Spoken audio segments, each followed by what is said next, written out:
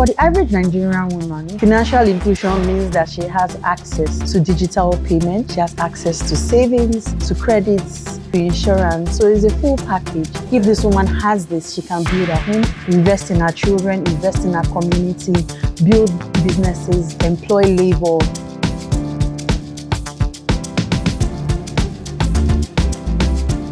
The organization first and foremost need to do an audit, gender audit. They have to be intentional and committed in doing that. And we all know that because of the environment where we find ourselves, that can only come right from the top.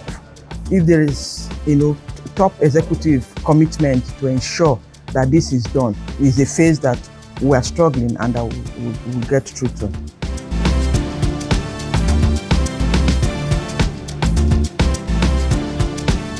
When I had my first baby, the maternity policy at that time required me to resume 6 weeks after my baby was born. So think about it, that was my first baby, 6 weeks old. I was expected to find somewhere to keep that baby and come to work and be at my best. If you have other women that had such challenges, they'll say, okay, this policy is not practical. So childcare is important, and by providing like a crèche in your workplace, you'll be amazed how much peace of mind the mother would have, knowing that her child is safe, her child is within reach, and she'll give her all to the work that she's doing. Data doesn't lie. We're able to collect data from the organization and then accept that yes, those barriers exist, and then we can begin to address them. I'll say asserting myself and trying to get work done. Okay, hello, my name means calm. So it translates to everything. Even where I speak, you're like, oh, you're so calm, you're so cool, calm, collected. So when you're speaking in that kind of tone and you're in a serious environment, people just think that maybe you're not serious, or they feel like, oh, you can't assert yourself, or you're a woman or something. So just that ability to be considered serious as being serious when you really mean work and really getting things done. Sometimes the biases are not intentional. Sometimes parents make that mistake.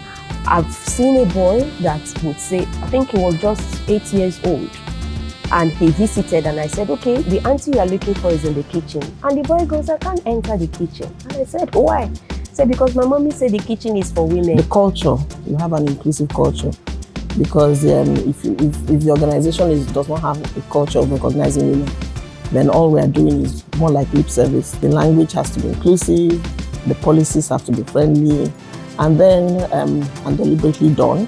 I don't think I've experienced any. For many years, I worked in an all-girls school. We focused a lot on helping the girls be proud in being females. But have I seen it with somebody else? Yes. It's difficult in this kind of environment where your role has even been defined before you even start doing anything, for you to thrive in a situation where we're talking about gender equality.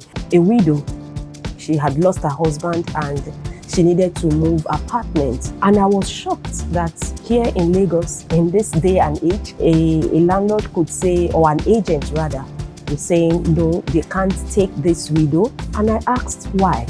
And they said, because she's a widow and she might not be able to pay. And I asked him, would you do the same if it were the other way, if it's a widower that came? He said no, because men are capable. I happened to work, in an organization where I was more or less the only female in the department, and as a medical rep, starting right from new service. But right from time, I had to, stand up to it and say, look, yes, I'm a woman, give us this assignment. But what happened is that I had to make more or less like a double effort to impress my boss. I tend more towards equity. For the female, there are stages in her life that whether we like it or not, she's going to go slower than the man.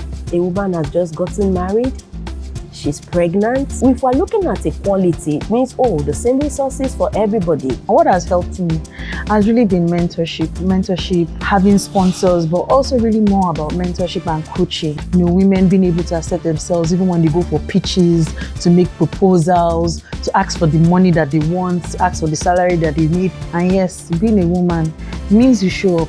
You just have to bring your whole self unashamedly to the workplace. Let the women know that you can aspire, you can work hard, and you become a manager. So let the policies be transparent. So everybody knows, if I achieve this, I move to the next level.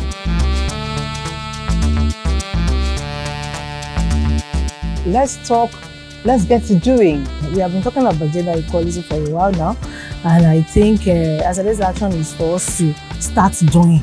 So do it. So if you identify the policy that works, implement it. And do it in one place, tell your story, show your best practices, and let's get more organizations adopting good policies and implementing them. For me, accelerate action really will be, let's start from the family. Mothers, fathers, what are you doing to bring up your children in such a way that they are able to help one another, whether male or female? So yes, Elho talks calmly and gently, but she still moves